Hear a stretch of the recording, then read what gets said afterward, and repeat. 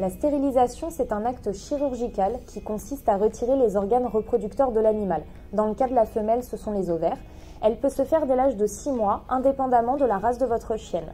Il faut savoir que les vétérinaires évitent de stériliser les chiennes pendant qu'elles sont en chaleur. Le risque d'hémorragie pendant l'opération peut être plus important.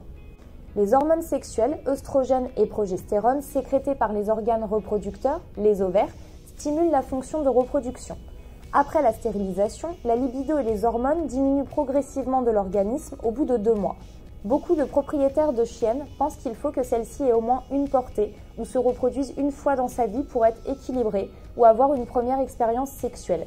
Ces pensées sont ce que l'on appelle de l'anthropomorphisme. C'est une tendance en fait à attribuer aux animaux des réactions humaines. Et il faut savoir que ces idées reçues, elles n'ont aucun fondement scientifique car les animaux vivent dans le présent et non dans le futur.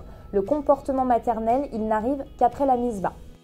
Il faut savoir que la stérilisation, elle est obligatoire pour les chiennes de première catégorie.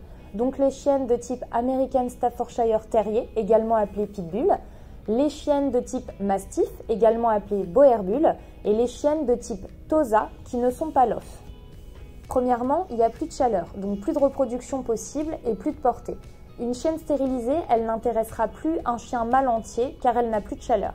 Et il y a également une diminution du risque d'infection de l'utérus, donc pyomètre ou métrite, et des tumeurs mammaires.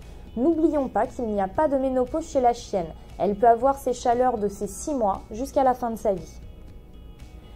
Plus de grossesse nerveuse également, donc les grossesses nerveuses, elles touchent environ 50% des chiennes qui ne sont pas stérilisées. C'est un comportement en fait qui survient généralement 2 mois après l'arrêt des chaleurs.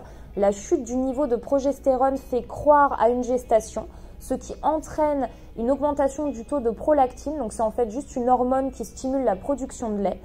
Et dernier point, la stérilisation, elle augmente l'espérance de vie. Il faut savoir que les vétérinaires déconseillent également la contraception médicale comme la pilule ou les injections. En effet, la prise de ces médicaments, ça peut favoriser le risque de tumeur mammaire et de pyomètre, infection de l'utérus. L'un des principaux inconvénients de la stérilisation, c'est la tendance au surpoids ou même à l'obésité. En effet, la disparition des hormones sexuelles modifie le métabolisme de la chienne et donc le contrôle du poids. Après la stérilisation, les chiennes voient leurs besoins énergétiques diminuer d'environ 20%. Donc en donnant une alimentation spécialement conçue pour les chiens stérilisés, vous limitez grandement la prise de poids et le risque d'obésité. Pensez à peser votre chienne régulièrement après sa stérilisation. Cela pourra vous permettre d'ajuster ses rations quotidiennes en fonction de la prise de poids. Pour toute question, n'hésitez pas à contacter l'équipe vétérinaire conseil de la Compagnie des animaux ou votre vétérinaire traitant.